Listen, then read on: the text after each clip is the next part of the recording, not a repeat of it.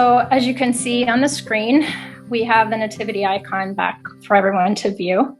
And I'm going to refer to the Gospel of Luke and paraphrase a little bit about what is read in the Gospel of Luke about this scene, about Jesus's birth, particularly with the shepherds who were present and made aware of the Christ child being born. So in the Gospel of Luke, we hear that the angels visited the shepherds in the dead of night when they were tending their sheep. They were out in the fields, living out in the fields. And suddenly these glorious beings that were full of light appeared, and the shepherds were terrified because they had never seen anything like it. So they were told where to find the baby, a sign of what scene they would see, meaning that the baby would be wrapped in swaddling cloths in a manger. And the shepherds talked about it amongst themselves and said, let's go to Bethlehem and check this out. Let's go see, could this be real? They felt it was from God. This is what the Lord told us, it says in the scripture.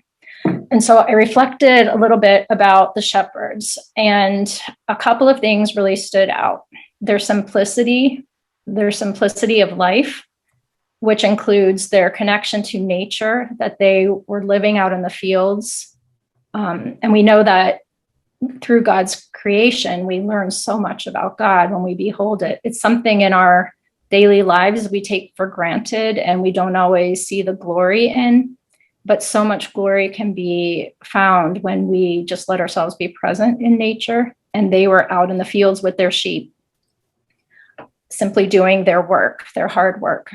The other thing is it was in the nighttime, and night is symbolic of, darkness, maybe a scary time when things are unclear. But we know that God finds us no matter where we are, out in the fields, in the dark.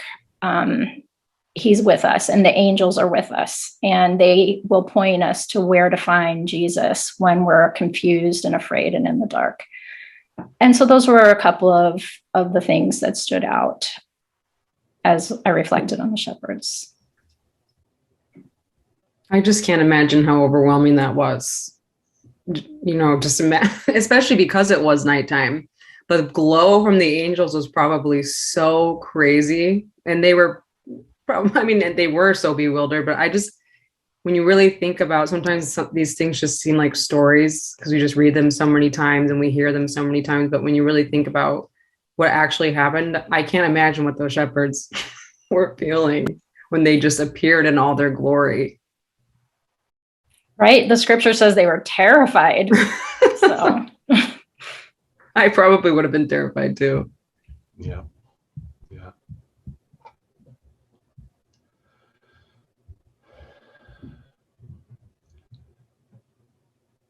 Being a city boy, the life of a shepherd is something very foreign for me. But as I've come to grow in the faith and understand the role of shepherd, even in scripture, it amazes me what kind of life they lead. Their job as a shepherd is 24 hours. There's no time off. They have to constantly be caring and protecting and feeding the sheep, and there's no break at all. And so when we read the 23rd and leads me beside still waters and leads me in paths of righteousness, and then we read in the Gospel of John chapter 10 about Jesus being the good shepherd, we really have a sense of how God is supporting us, protecting us, feeding us, loving us 24 hours a day, every minute, and laying down his life for us.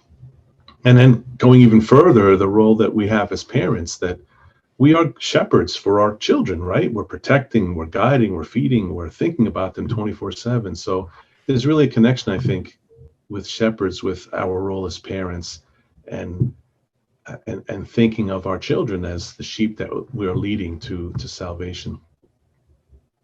That's a great correlation. Made me laugh a little bit because it does feel like tending to sheep sometimes.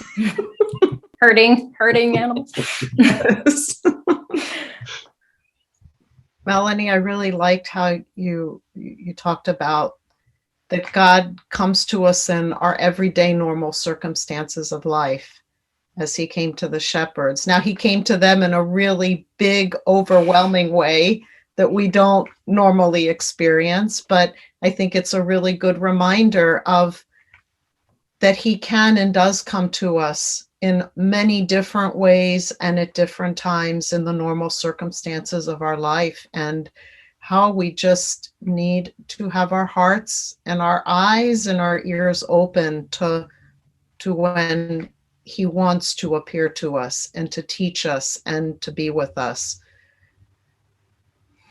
I think we have so much to learn, and be, just like with anything, our surroundings become just sort of murk that we move through, and we forget how wondrous everything is that he's created and how he speaks to us through it.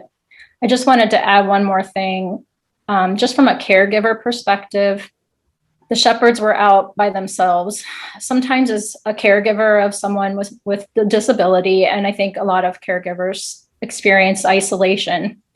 I think we can take heart and encouragement from the shepherds' experience that even if we're isolated at times because of life circumstances, God is with us, and God wishes to show us his son, no matter what our circumstance. So we're all invited to worship Christ, and we can worship him no matter where we are.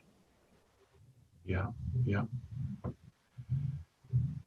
I remember Bishop Yerasimos of blessed memory telling me that his father was a shepherd and would be gone for long, long periods of time. And that makes me think about that being alone in that kind of vocation that one is called to, but then also leaving his family alone for long periods of time. And Bishop Yerasimos came from a family of several children, and many of them slept in the same beds together, and just how his mother had to keep everything going in the household because his father was gone so much.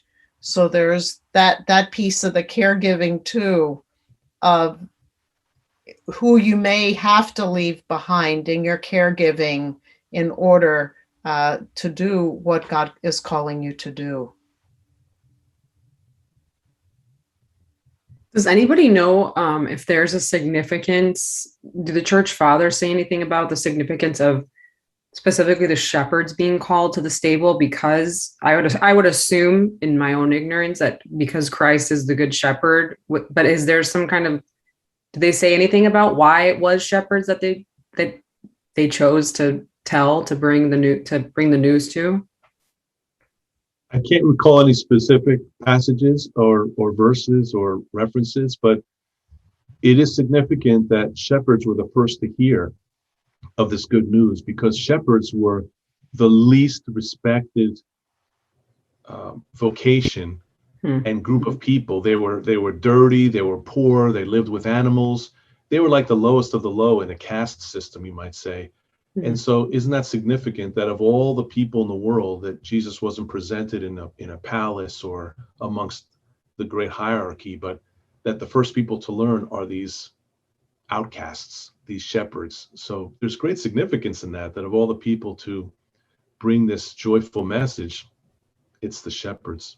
Well, even as a baby, Jesus's ministry already had started, because that was his whole mission, was to reach the outcasts and the sinners, quote unquote. So that's just, when you think about it like that, that's just really cool. Like, as a baby, he already started that ministry. And he empowered them. So these were people on the fringe, so to speak. And then they had this mission that was given them to spread this gospel. And so at the end of the reading of the gospel, so, the lowest of the social classes, if you will, became the first evangelists. They spread the word that the Messiah was born. So thank you, President Melanie, for your presentation today, and we look forward to seeing everybody here next week.